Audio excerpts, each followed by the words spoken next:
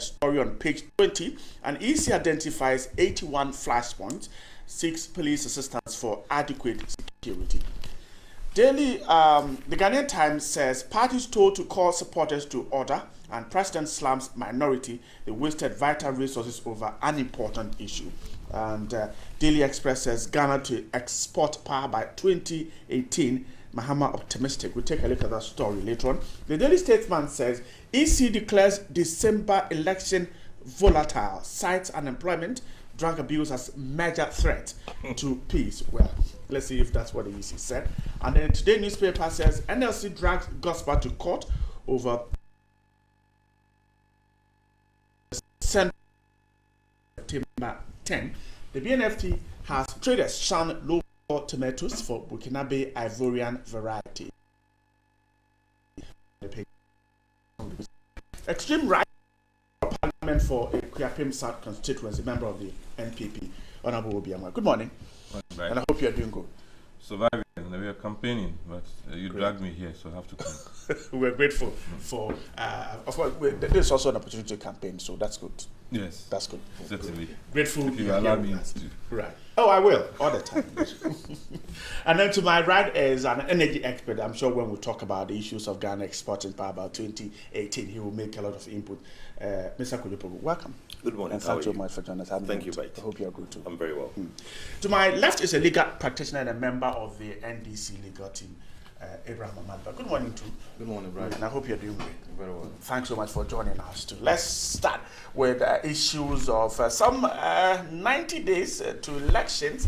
A lot of issues from the Electoral Commission. The Daily Graphic says the EC identifies 81 flashpoints and is seeking police assistance for adequate security. The story is suggesting that 81 constituencies out of the 275, the EC says, are possible violent-prone areas before, during, and after the elections. Now, the chairperson, Madam Charlotte Osei, is suggesting that the Ghana Police Service to map out all the polling stations in the country, especially those in the flashpoint, to ensure adequate security at all polling stations, and then the EC's regional offices.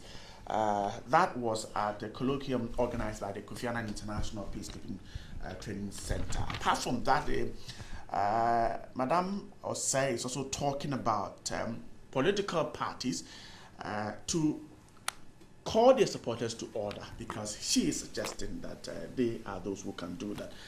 Let's start from here. The EC's identification of 81 flashpoints. We'll touch with the other issues that the EC has raised this morning. Honorable Obiama, I'm starting with you.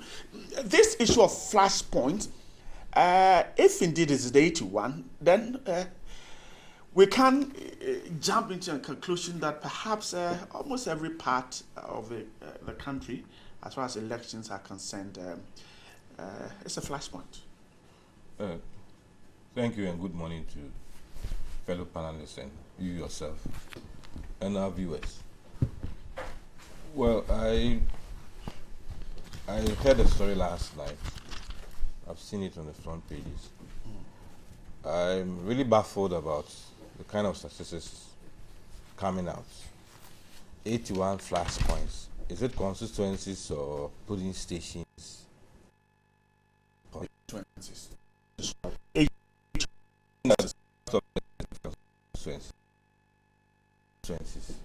Flashpoints. Possible flashpoints.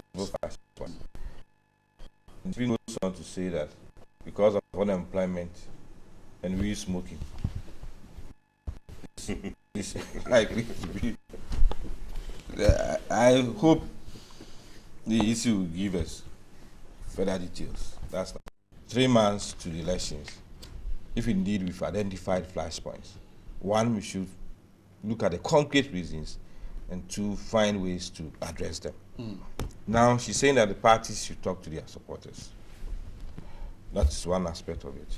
Right. But I believe the most critical thing about our elections is education and information. Because if people are educated, people are informed, people know what it's all about, some of these things will go down. But you'll be surprised that a lot of people are ignorant about our elections. and the rules and regulations and everything. And that burden, even though the parties can assume part of the burden, that burden is on the EC. You have your regulations. The burden of educating the voter? Educating the it's voter. On the EC. It's on the EC. NCC may come in, the parties will help, ISD will come in, media will help, but the major burden is on the EC. Political parties don't have that huge role?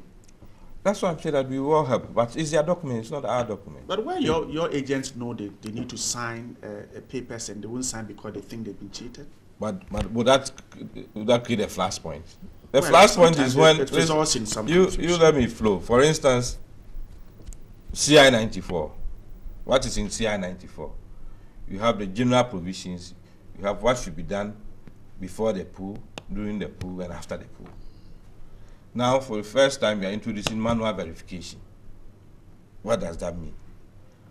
In 2012, people went to the pool. They got there. If they couldn't be verified, they were asked to go home. That was supposed to be the normal thing. Eventually, we saw on the pitch sheets EC officials who had filled portions showing that some people had voted without verification. That was the matter in court, except for the chairman then to come and say that we instructed them, but what they filled was a mistake.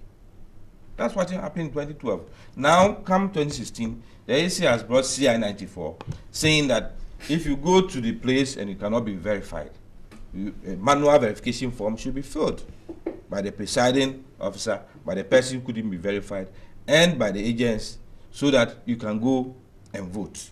Now, if the average person there doesn't know this process, he will say that the person went to be verified, he couldn't be verified, but he was still allowed to vote.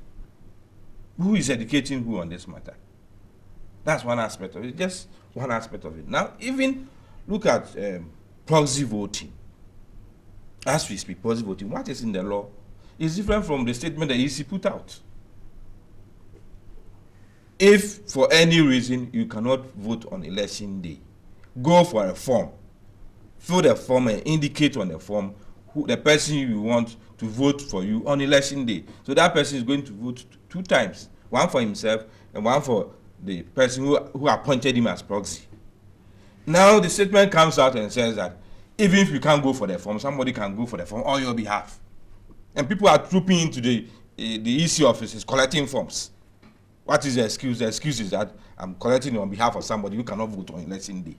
At this time, 3 months to elections, so far away from elections, you are collecting forms from somebody who cannot vote on election day, when the law is very clear that if it's due to ill health or absence on election day, you want somebody else to vote. And even the forms that they are giving out, so ordinary that one can pick one and do so many photocopies. No serial number, no hologram, nothing, not even none. Just ordinary. And use it to do what? So the people then on social media, people are saying, so proxy, are people going to fill forms for others? There's so much panic. And they have a reason to panic. Because if the system is so loose that anybody can walk into the place and say, give me a proxy form. What is they don't even record who has come for the proxy form and what is the basis of you coming for proxy form. When it's not in the law, but you have put it out there that anybody can walk in and collect on behalf of another person. And then the people start panicking and they call you and ask you, what is going on? And you think this cannot create problems? So that people start getting ideas. Hey, it means that I can fill a form for somebody to sign and go to him and take his card and say that on election day, I want to vote for you, so sign here. Why are we in this? Whereas in 2012, if you look at the numbers of proxies, so small, and now you're creating this kind of panic and everybody is asking. But Honorable Obiama, why? Do we have the numbers already of proxy voters? I'm saying 2012. Those who appointed proxies. Mm-hmm. We have the number, 2012. But do we have 2016 already? No. But I'm saying that the kind of panic we are creating by everybody calling you and rushing to the place to go and forth, simply because of one statement that EC made. Simply because of one statement. That people can go for forms on behalf of people. Why? I should know that on election day I will not be around. So your point is that apart from this constituencies that EC says I'm saying that flashpoint, the EC's own actions. This That is what you're suggesting. Will create problems for us. Because then people start interpreting, hey, there are about 700,000 dead on the register. So people want to throw form on behalf of those who are dead so that they can go and vote. All these speculations. Simply because you are not, one, you are not educating the people well. Two, you are not putting in mechanisms that will even prevent some of these things.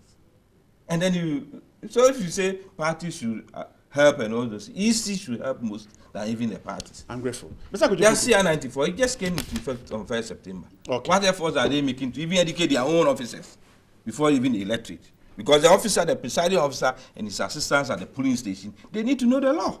But you're suggesting that you have not seen the EC engaged in any kind of education of the officers. They will wait. This thing has been said over and over and over again. They will wait a few days to elections, then they say we are going to train our people. Training doesn't get anywhere, and on the field there are all sorts of problems. I mean, the checkpoint is election 2012. What happened in court? PNC is so bizarre that even the FC top officers were embarrassed. Are we going to go through the same thing again? So the onus is on EC to also play its part. It's not enough to say that we've carried out reforms. Whether the reforms will succeed or not would manifest on election day. Recruiting the right people, giving them the right training, making sure that they understand the law, and then executing their job to satisfaction. That is why they thought that the easiest way out was to ask professionals to help, which I think is brilliant. But it's not just saying that professionals should come and help. They themselves should know the law. That's number one. Number two. Wrap up for me. Let me get Mr. Kujoku. I'm grateful.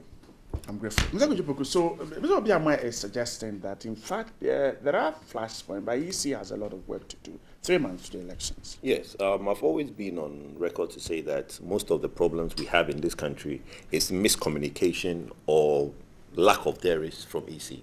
You know, EC should be on the forefront of all communications. EC should be on the forefront and educating the populace and letting us understand exactly what it means. And it's very disturbing what I just heard my brother said about people can just go in and say they are picking forms on behalf of somebody. You know, these things, if one person, one vote, is going to be 10 to one person, 2 votes because of a paper, then we should be very careful with that approach, because you're going to have instances where in some parts of the country, somebody will be attempting to vote twice because of a paper. And people will say, no, we wouldn't allow you to vote twice because you've already voted. And because the lack of education thereof, it will create a problem. The flashpoints that the EC has identified is perfect. Personally, I have said that the police should try and ban the use of motorbikes on election day. Okay? Every problem that has existed in this country in terms of snatching of ballot boxes, in terms of people going into places to cause mayhem, beat up people, has always on election day been done by people on motorbikes. So if we could ban the use of motorbikes on election day, that would solve half of the problem. Secondly, this issue of proxy voting. I think the individual who wants to fill a proxy vote should go and get verified with the machine or whatever processes, and it should be a security process. It shouldn't just be anybody being able to walk in. Issue being that if you are to pick a form, you should take an ID. That ID should be your voter's ID, and you should be able to be verified by the EC official that, look, this is the person picking the form. Then there and there, you go with the person that is going to vote for you. Not that you can pick the form, go home, and in your own time do so you wish. Yes, there are flashpoints which we are grateful that it's been identified. And one of the things that I would like to add also is that I think there should be a policeman in every polling station. You realize that in some polling stations you find prison officers and sometimes fire officers, and there isn't a policeman. Is that possible? Well, yes, there are instances where some polling stations that you have. You might not have each. There's a military also. The military also helps. So in between the military and the police, I think we should try as much as we can to have a police or a military in some polling stations are closed. Sometimes you find 3 polling stations closed. Have a military or police in that vicinity. The reason being that people are more scared of police and military than they are of a fireman or a prison officer. So those are the things that would encourage people to behave. In 2012, we didn't have that much of a problem. We are hoping that there will be an improvement on that going forward. I'm grateful. Mr. Maliba, so the issue is not as simple as identifying the flashpoint. The suggestions are that the EC had so much work undone that it perhaps unsettles perhaps attempts at even dealing with these flashpoints if it doesn't do its work well. Let me say good morning to your viewers and start by saying that educating the citizenry on election matters is a shared responsibility and not that of the EC alone. When I did A-level government, I was told that political parties have a duty to educate their followers. So it is not only the responsibility of the EC, but it is a shared responsibility. And that's why even now, you find civil society organizations joining in our attempt to ensure that we have credible elections. So it's not only the EC. The EC, I must say, has improved tremendously ever since they did their restructuring and got some people to man their communication wing, Eric Jakwaso. I see the EC now coming out forcefully and explaining, together with his deputy, one Haruno Inusa. So the EC is living up to our expectation. You talk about training of agents or those who are going to man the elections. You don't train them way before the time of elections. Some may even die. You train somebody 6 months, 1 year ago, some may even die. They won't be there. They would even forget. So you train them close to the elections. So there's nothing wrong if the EC is now preparing, because 90 days, 60 days to elections, you train them, they still have those training in them and they can implement. So I don't think that the EC has faulted. He is a member of the IPAC. Has he raised these concerns about this proxy voting at IPAC? He said there's an IPAC meeting today. Good. So he should table it. If his points are really what the situation is, I doubt whether it is just a blank check. Anybody can go and take it. But suppose what he's saying is true. I think the forum is IPAC. And fortunately for all of us here, he's a member of IPAC. Let him table it there. You always the impression that because of now, IPAC, we shouldn't speak outside. No. I'm not saying you shouldn't speak. If I wanted to say that, I've said that. Okay. You don't come here to say those things. You go on. If I wanted to gag you... That's exactly what you're saying. No. If I wanted to gag you, I would have said that. I would have added that. You don't come here to say those things. I have not said that. I'm saying that raise these concerns. Fortunately for all of us here, you are a member of IPAC. Raise it at IPAC. Let them deal with it. I will not take hook, line, and sinker what he has said, because that's just one-sided. And we know the MPP's posture towards the EC. So I would want all these matters fleshed out, and I hear from the EC whether it's a blank check that anybody can just go and then pick a form and say it's proxy voting. But the EC has identified 81 flash points. Some of these flash points are as a result of a multiplicity of events. Some could be based on political party divisions. Some could be based on ethnic lines. A particular ethnic group is geared towards a particular party. One ethnic group but they all live in the same constituency. So there are reasons for these flashpoints. However, I heard the police say that there are even more than 81. So it means that the EC with the police can deal with these matters. Now, the police cannot be everywhere. As you rightly indicated, the police stations are so many.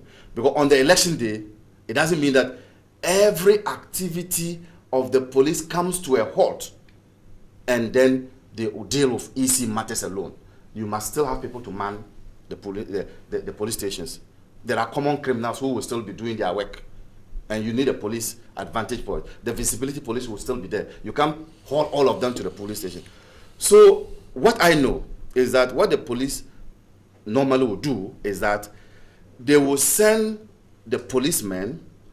I know there's always an election security management something. They will send the policemen to these volatile places and send the prisons, the fire service, the custom people to areas that are not so volatile. That's how they do it. And so I think that we are on course.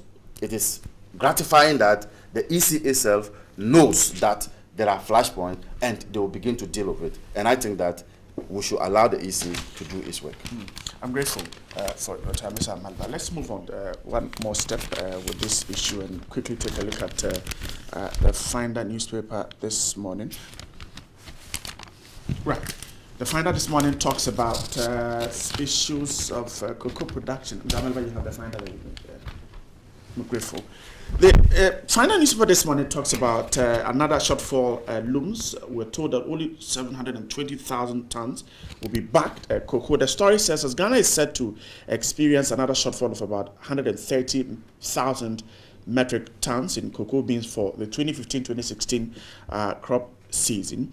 We're told that the light crop season ends this month. The country will back about 720,000 tons against a target of 850,000. Now, the paper said the drastic fall in production was due largely to inadequate fertilizers for cocoa farmers, aging cocoa trees, and lack of scale support for farmers, such as inadequate or no extension officer support. The shortfall comes on the back of 740,000 metric tons of cocoa produced in the 2014-2015 crop season. Right. That's the news by the Business Finder. Mr. Kutupuku, let me start with you. Now, we targeted 850,000. We're told some reasons, lack of inadequate fertilizers, aging cocoa trees, and support for farmers, 720,000 metric tons. This is indeed not good news. Very bad news. And from where we are coming from, where we nearly hit 1 million tons some time ago, and it's been coming down ever since. 2 years ago, we were not able to meet our target. So it means that I think 100,000 or 150,000 tons was shifted to the 2015-2016 season. And we had to, because what happened is that the syndicated loan that we take, we are given a target of, it's more like pre-order. We sell the cocoa in advance. So if we're saying that, look, this coming year, we pledge this amount of cocoa, we are supposed to supply that. And in the 2014-2015 season, we were not able to meet what we pledged. So it means that the 2015-2016 year, we had to basically make up for the shortfall. And that has affected what we are now going to do in the 2016-2017. What surprises me is the way politics seems to play in a lot of our sectors, okay? There was a mass spraying and fertilization of cocoa farm. Even at the highest point when we were doing the 1 million tons, the cocoa processing company, the cocoa marketing company or cocoa board will tell you that they were not fertilizing even more than a third of all the cocoa farms. They were only doing a few. And if that program was to be expanded and we get to maybe a half of cocoa farm fertilizers, a half sprayed, we can increase production. What has happened in the last 4 years is thereof nothing. You realize that we are not doing the mass spraying.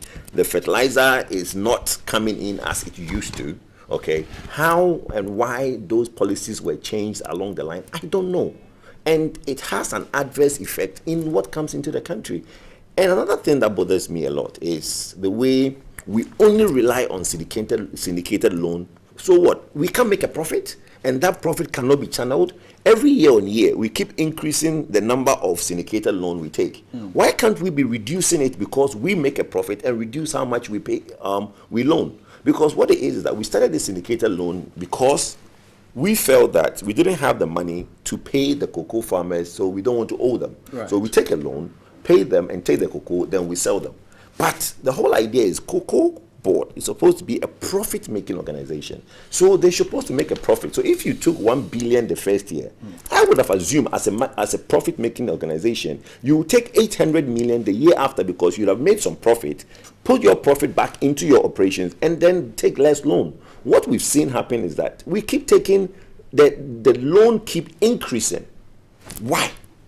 And the amount of cocoa producing is decreasing. So we realized that in 2015 to 2016, we took more money, but we did less cocoa. I don't know how much we are taking in this. Maybe Honorable Obiama can educate us how much we are taking this year, because they would have passed the bill for the amount. But we realize that we are taking more money and doing less cocoa, and it's not helping. It's not helping the cocoa board. There's a lot of things that's going on, and sometimes it is all muffled and nobody wants to come out and say it. Why, I don't know. But I think it should really be looked into. Cocoa is a backbone of our economy, and it should be treated with priority. But it's not. It's not. That's what Mr. Kutupuku said. Mr. Ahmad, but let me come to you. The figures suggest a shortfall in the target. We had at one time produced over 900,000 metric tons. That's around 2013, 2014. And the reasons are that fertilizers are inadequate, cocoa trees are aging, and the farmers aren't getting the kind of skill support that they need. Perhaps government is not doing enough. When you read the story, you would find that the Cocoa Board has indicated that they are yet to put together the figures. Exactly, that's what the Cocoa Board is So saying. these figures cannot be said to be the accurate figures. This is just the figures turned out by the paper. Right. But the Cocoa Board itself says that they are yet to put together the figures. So in the absence of those figures, we cannot say that we have retrogressed. But the Cocoa Board has indicated that the rainfall pattern, the climate change has affected the production. You know that's not true. I say I'm telling lies. No, I'm just saying that you know for a fact that's not true. I'm just saying that it's not true. By who? It's not true. All right. That what? That is a fact Mr. that. Kutupuku, if you can allow. That what? Okay, go on. That Cocoa Board. You get a chance. No, to- the rain does not adversely affect production like that. The reasons the paper It doesn't. uses include inadequate fertilizers, aging cocoa trees, and a lack of skill support. If he has any other issue, you go ahead. You get a chance to react. Mr. Amanda, you go. Now, Cocoa Board has also responded. And they have indicated that it is about climate change. Here you are. It attributed a fall in cocoa production in the 2014-2015 crop season to climate change that affected cocoa crops in the country. I'm not lying.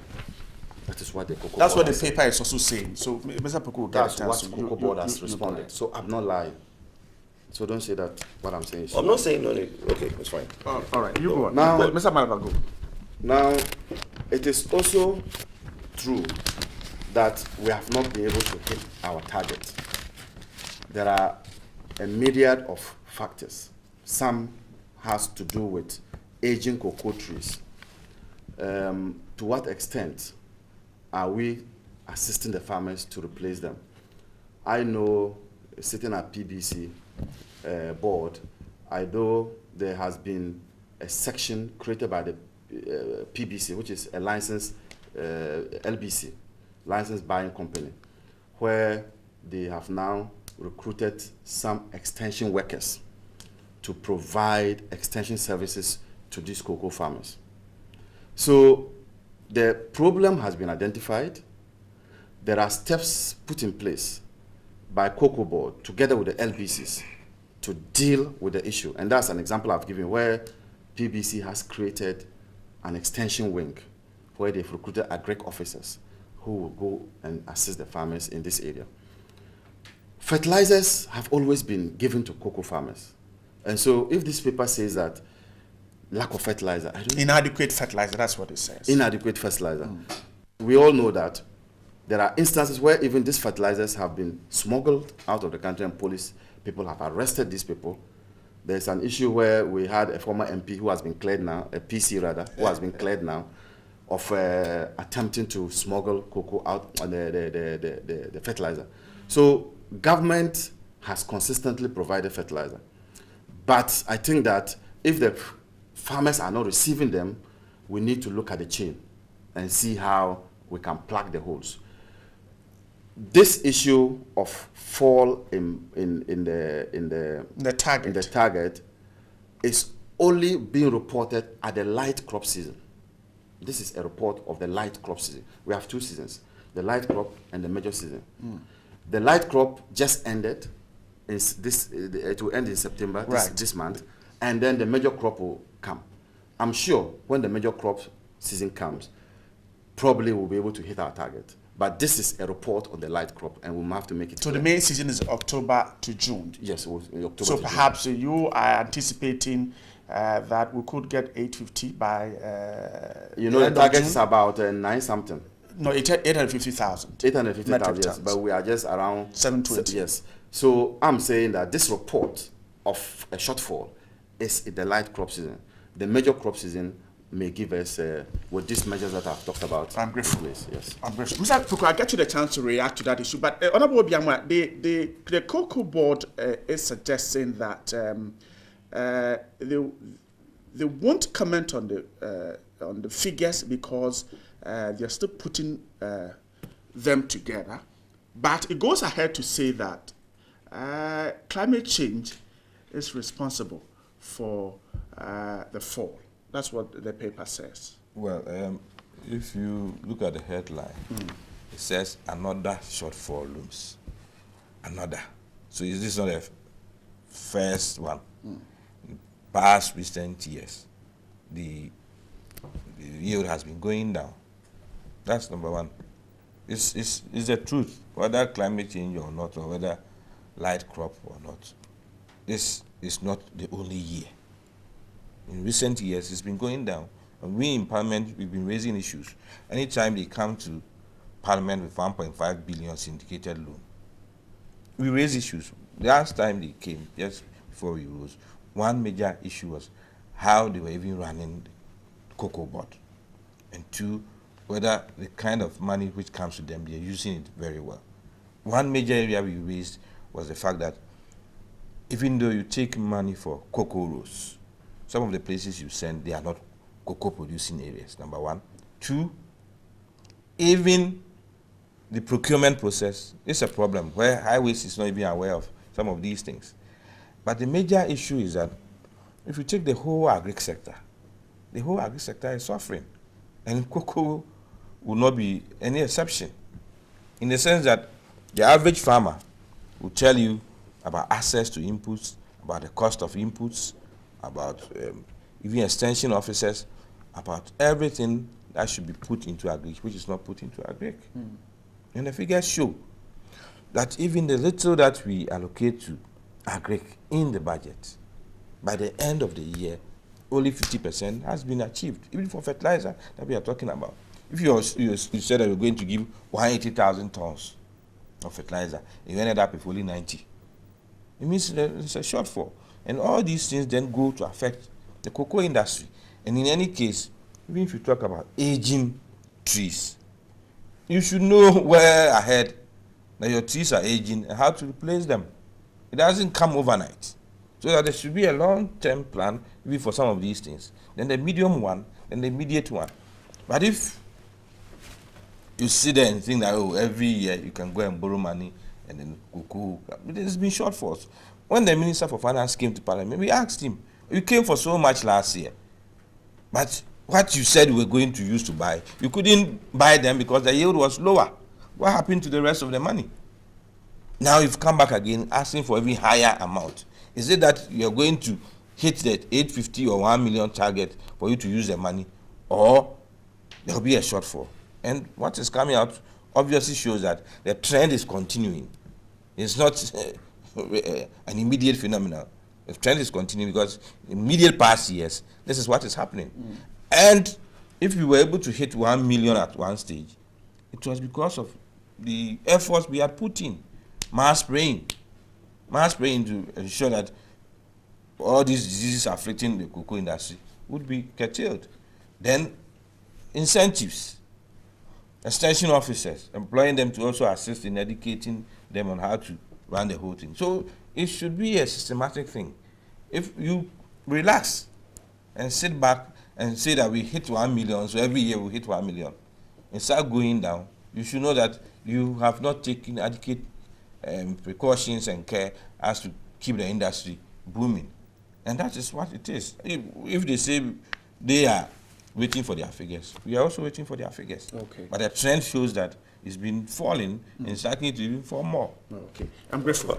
Yes, a quick What reaction then. what I was trying to say the issue that of what I'm climate saying change. that is Right. not true is this: look, cocoa trees are there. They are growing new ones, yes. But what we get our yield from is the existing cocoa tree. What you need rain for is the podding and flowering. Okay?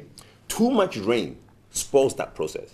So you need just enough rain, at least once a week.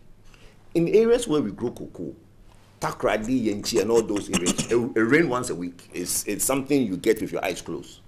Okay? When the cocoa pods, okay, whether it would now become bigger like this or this and Akati will catch it is because two things. Either there's fertilizer or there is spraying. Because there's a lot of diseases that spreads among the cocoa from other farms to other farms. So if the cocoa trees, it will pod, it will flower and pod. But how big that pod becomes is now dependent on the input. On the inputs. You're Whether talking about fertilizer and the spraying, yes. The trees. Because even if it pods and gets to a bigger size and Akati catches it, it will now turn brown. So you cannot use the beans. Okay, so that is where you need your spray. So for you, climate change is out. Climate change is out because the areas where we do cocoa rains once a day. Is once a week in Takrady or those areas, Western region. I go to see. I'm doing a project on the Ankobra. So sometimes I will walk in cocoa farms for like an hour, and if you see the amount of Akati that has catch cocoa pods, you cry, all because there's no spraying. All right. All right. Much as I don't come from a cocoa growing area, and my father has no cocoa farm. Fortunately, I'm on a board. I don't think of Mr. a Fuku said his father has No.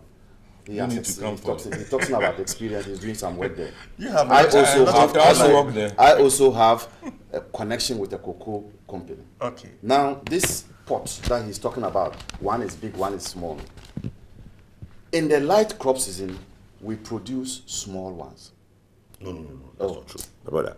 Why you say Okay. you? All Why right. do you think that whatever you say on this Mr. Fuku, program is true? You Not allow me. Mr. Malva to go. Because- You allow Mr. Malva What's to your go. problem? Okay, go ahead. What is your problem? Okay, go ahead. You speak lies here. Oh, no, you go ahead. No. You That's the thing. no, When no, you consistently say somebody is lying and is keeping quiet, Because I will react. light crop does not mean No. All right. I say light crop doesn't mean the pod is small. It's the yield. No. It's lesser No, yield in the no, light no, crop. That's no, why it's called no, light crop. It's no, not because the pod is no. small. lesser crop. And even he didn't Like say the my pod is brother. small. No. He said whether it will be big or Big or small. small. It depends on He didn't say that it's small. Yes. All right. No. Okay. No. You Mr. can't Malva, muzzle you me go. out. I'm not more than I'm my just brother. copying him and attacking The him. two of you cannot muzzle me Oh, my out. brother, we are not doing I will that. still speak. I am Alba will still speak on this program. You speak. Now, Is that apart very- from the yield, where you have the major season having more yield than the light crop, again, with the light crop, they produce smaller pots, whilst in the major crop season, they produce bigger pots. That must be told. But again, he talks about consistently it's been falling. That's not true. Okay. If for nothing at all, it has been But at fluctuating. least No, at least we no, the had right a word, drop the right word, in the right word, last season. The right word is fluctuating. Now I'll give you some figures. Not falling. consistently falling. Okay, all right. So You go ahead, explain. in 2011-2012, we did about 820 metric tons, 1,000 metric tons. We came down to 210 in 2014. 810. 810 in 2012-2013. In 2013-2014, we've gone to 830. I'm just giving you the last 3 years, so that I want to debunk his assertion that we have been coming down. We have not been coming down. It has been fluctuating. That is the point I want to make. Okay, I'm grateful for your time there. Now let's move on to the Daily Express this morning. It says Ghana to export power by 2018. President Mahama is optimistic. The story says that the president has pointed out that the establishment of the 10 projects is expected to add 70 million cubic feet of gas to the national grid, and this will guarantee Ghana's energy security in the future. Now, gas production in the on the ENI project is expected to commence in 2018. Now, this will put Ghana's total gas production at 300 million cubic feet, which can produce 2,000 megawatts of power. Now, by the end of 2017, the president said we should be energy sufficient. By the end of 2018, we should have excess power to be able to export that power.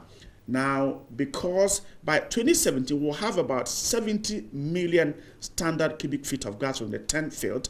by 2018 we will have 150 million standard cubic feet of gas from the ENI field. So if we turn Jubilee 10 and ENI together, we are talking about 300 million standard cubic feet of gas, and that should produce about 2,000 megawatts of power in addition to what we are producing already. And so 2018, the president looks at power export. Mr. Kujibuk, let me start with you. You have a lot, I'm sure that you have listened to the figures. Right. It's promising. Energy security in the country is promising, but it needs a lot of infrastructure. And the money to do it is not there. The 10 project has come on. I mean, I think when the president went to launch the FPSO at Tamils, some of the headlines on the papers was that, power to flow, and I was on a platform saying that, look, we shouldn't relate power to what happened on that day. In the long term, yes, because as we speak now, the gas from the FPSO at Tamils is being fled because there isn't an infrastructure to connect, to take the gas. Okay, what I would have thought is that we all knew that FPSO at Tamils was coming online. We would have, whilst borrowing the money, because you see there are two sides of it. The partners, the Tullow Cosmos and Adakos, who are doing the exploration and the production, their interest is the crude oil. As a nation, our interest is the gas, because it's the gas that is going to help us power all the IPPs that we have in the Takoradi Enclave and the Tema Enclave. But the infrastructure to be put in place has delayed. So that's why you hear of the talk of 2017, 2018 for that infrastructure. So between now and then, the gas, which will be as a byproduct of the crude oil being produced, will be fled until such a time when we've been able to now find the finance to do a similar infrastructure that what we've done from the FPSO at Nkrumah to the Atuabo gas plant.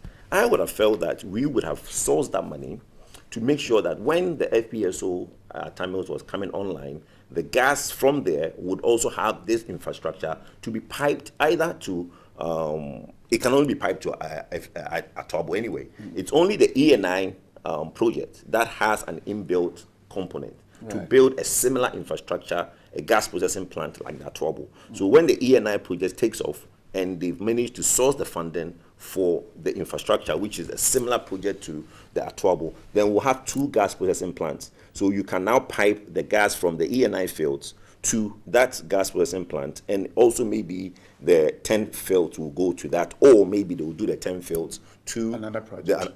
The 10 fields to Atuabo. Right. But for us it is now, we have installed capacity.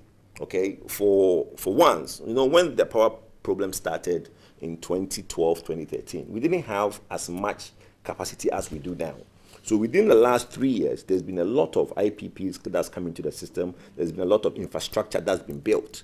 But the problem now, which keeps happening in the system, is for security, enough gas to power them. We know the problems with the West African gas pipeline, with lack of thereof of fund to pay for what we take, and also the reverse flow, which has been just a talk shop, trying to now be able to use the West African gas pipeline to take gas from the Western Corridor, which is the Takoradi Enclave from Atuabo, to supply the likes of Asogli in Tema.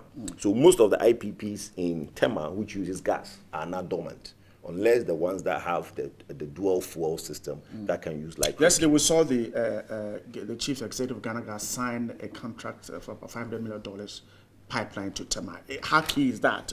If they intend to do that, then it's key, because maybe it has now dawned on them that they cannot do the reverse flow in the West African gas pipeline. So they were trying to do a parallel line to send the gas from Atuabo to Tema. They've done a pipeline from where Atuabo is to Prestia area, across the river, the Ankobra River to Prestia area, thinking that they won't do another IPP enclave in those areas. But the gas is not there. Now, for once, we have the infrastructures, but we don't have the gas. I see.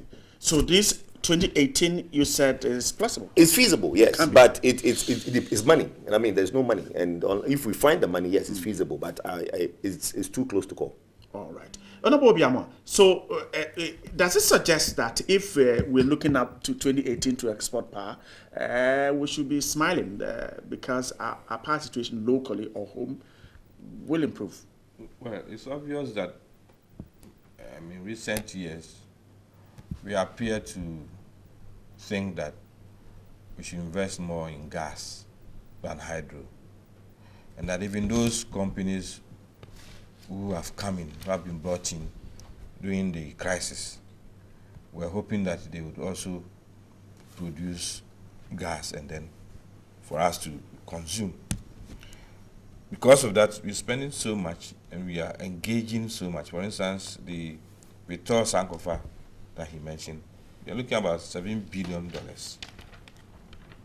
of investment, which of course will be our burden sooner or later. But as to whether we're meeting the expectation in terms of size and then in terms of deadline, it's another matter. Because right from 2009 when we started this business, we thought West Africa gas pipeline, Atuabo, everything will come in sync and we'll not even have this kind of energy situation. We went into it, they brought in the car power and the Amandi and the Amari with all its controversies, hoping to address these issues. But we keep shifting the deadlines. And if we're seeing that come 2018, everything will be okay. 2018 is just, 2 years away. If you say the first day of 2018, there's less than 2 years away. You have only 2017 in between and these 3 months. So it's good to give deadlines and try to meet them, but we should also be realistic enough to see that given what has gone on, whether we can hit that target. If you're able to hit it, all well and good, at what cost should also come in.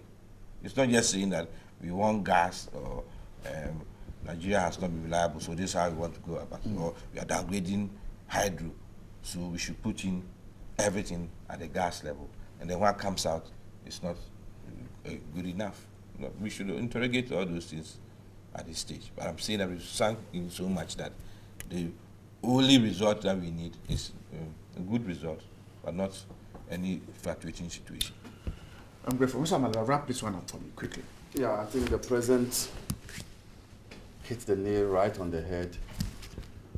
You know, he turned on the valve for the 10 fields. We're going to get gas from that place. As we speak, there's a third FPSO which is ready to be brought into the country. We are now looking at what name to give it. I'm proposing that we should give it FPSO Dr. Hilary Man. Now, this will come. They don't want to hear it. No, we are naming them after dead presidents. See, Nkrumah. I see. Nkrumah, Professor Mills. Then, so people should die.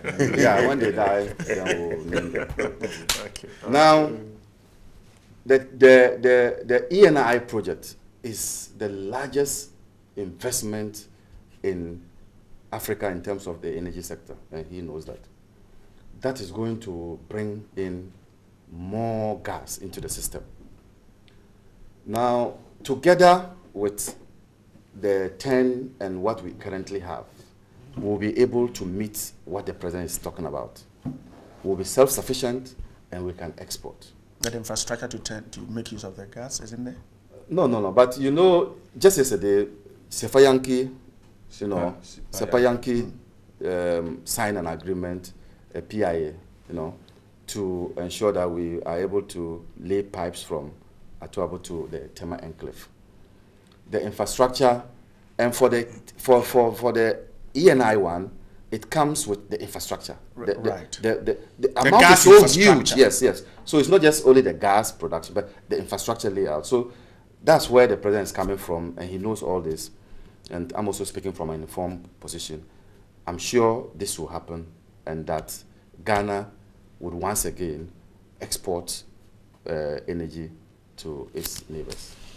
I'm grateful. Let's wrap up on this one. The daily, you want a quick reaction? No. Okay, let's move. Just to chip in that we still don't have a minister for power.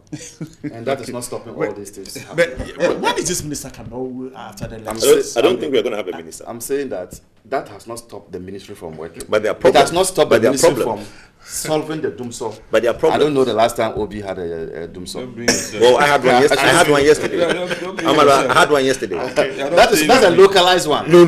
Oh, but are you saying that since Diago Dizazambuja through Godisberg, your lives have never gone off? Okay, let's wrap up with this one. Finance and power, and we don't have any problem. Okay, a That's quick what one you're on saying. this one. The Daily Guide is reporting that President Mahama has made astonishing claims that the NPP's candidate or flag bearer has been calling him a thief, hence his recent blistering attack on the opposition party leader. That's the Daily Guide. It says the MPP said it was Mr. Mahama said it was the NPP leader who started the insults with the insinuation that his administration is corrupt. For 4 years, he has described me as incompetent.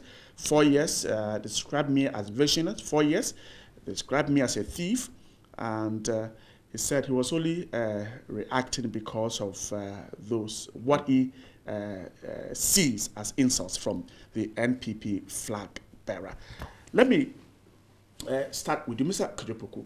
We went into 2012 with a kind of a campaign that all of us have come to agree that it was issue-based and very little of the insults.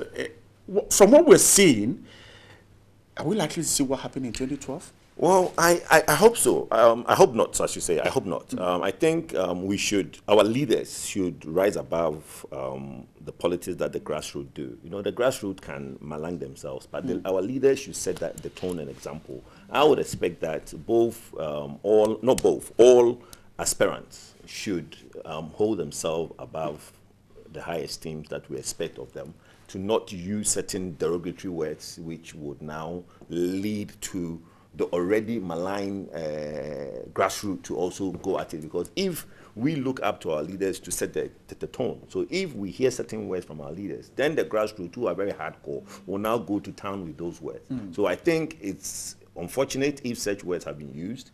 It shouldn't. And I mean, I honestly don't think that Nana Addo would call the president a thief, and I don't think the president will call Nana Addo a thief. I mean, you might maybe paraphrase it, you know, based on what the person has said, but our leaders should not be at it. Mr. Amadaba, so Mr. Kujoboku talks about leaders now.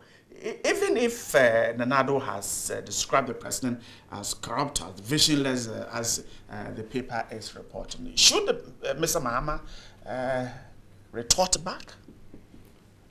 The president is a woman who gave birth to the president, though. And there's blood flowing through his veins, just like blood flowing through the veins of Nana Akufo-Addo and all of us. So you cannot expect. Look at on this program. He called me a liar twice. He and I didn't couldn't- I've not called you a liar. He said I'm lying. No, that's I'm not lying. true. He said, No, you I said it's made not a true. statement I and he said said it's the not true. statement No, you I made never said you're lying. is a lie. He I didn't said say you it's are not a liar. true. Okay. Okay, so even that, We don't have a lot of even that, look at how I reacted. I wasn't happy with that. Okay. I wasn't happy to refer to my statements as being lies or whatever you said. So, last 2 weeks was here on saying that for close to 3 days, 3 years, Nana Akufo-Addo had been heaping insults on the president. But the president himself indicated it's close to 4 years. He is the one who feels it. So close to 4 years, if you continuously refer to your opponent in such ways, one day you should expect that he will reply. And those who live in glass houses, I'm told, don't throw stones. But is that right? When the leaders are supposed to send a signal to their followers? Oh, even in the advanced democracies, you find those jabbing going on. So it is for one person to know that you don't have to start, the mass slinging. Because I think that the president has kept his cool for far too long. Nana Addo should refine his attacks on the president, and the president will reciprocate.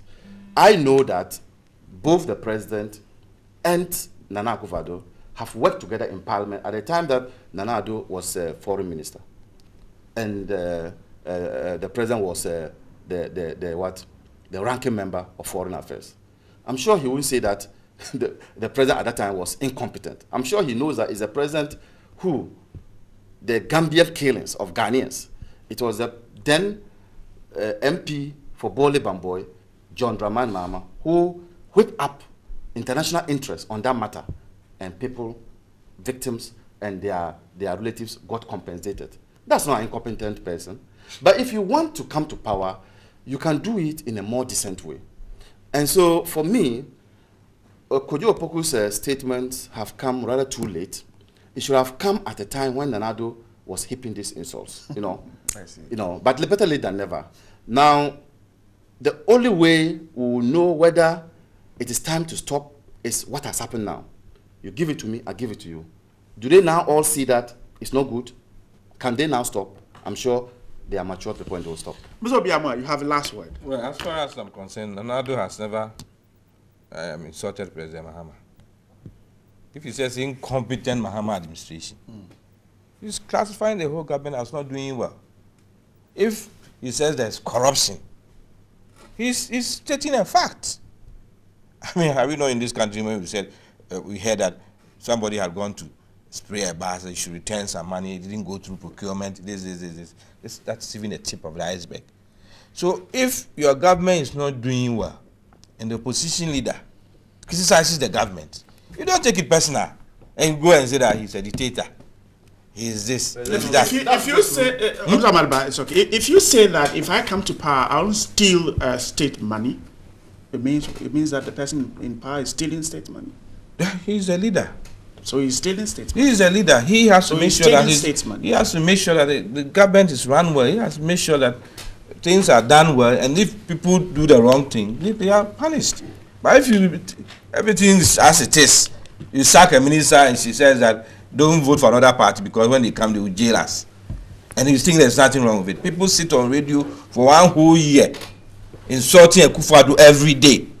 You don't see anything wrong with it. When they are jailed, you go and release them and say that they have shown enough. So the jailing was because they were insulting Nana Addo? No, I'm just giving you an example. It was against the court. Oh, okay, we now know.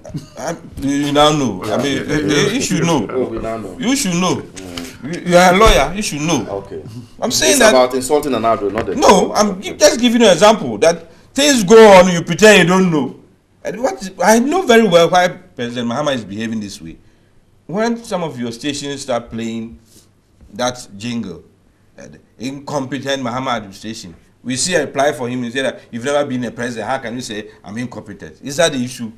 Then all of us should keep quiet because there can only be one president. Then nobody should have spoken about President Kufuor or President Rawlings or President Mills. There's only one president. But if you're not doing well, we have every right to say it. But don't come and tell me that because I've never been a president, I shouldn't comment about how you are running the system. So do we say by saying that the person is corrupt when perhaps we don't have the evidence? It's a thief when perhaps we don't have the evidence? For me, that's the point. There's corruption in government. You think that it's not a fair statement to make? Is it just to say it, or we should have? There's no evidence that there's corruption. No, I'm not saying it, but I'm saying is it just to say it that make a general assertion that there's corruption? You should take the trouble to read even the Jasapao Commission. We should take the trouble to read some of these public procurement authority reports which come. We should not pretend that everything is okay. If we pretend everything is okay, then this is how people will take it. That you're running a government and things are not well, we should praise you every day. Then why am I oversighting what you are doing? If you think that I've used words to describe your government and it's not reproved. Does he also have the right to react and say that perhaps you also had none? He's now justifying it. If he thought it's right, why is he justifying it that he called me a thief? That's why I'm calling him a dictator. If he thinks it's right, he should then keep it. Why is he now trying to rationalize it? That he called me a thief, he called me incompetent, so I'm also insulting him. Is that what we've reduced the presidency to? Is that why we've reduced the presidency? Opposition leaders have the right to insult. He called me. I ask you a simple question. If he has the right to also react, have the right to insult. He called me that. He called me that. So I had to call him this. But it's not true that Nana Addo is a dictator in his party. Okay. I'm grateful. Honorable Obiama is a member of parliament. The party the is a member of the Kojo is an energy expert. Gentlemen, I'm grateful for your time this morning. Thank you so much. Obi, just a handshake will do. I'm grateful for your time. Please, my brother, I never said you're a liar. No, he didn't say you. I know he is.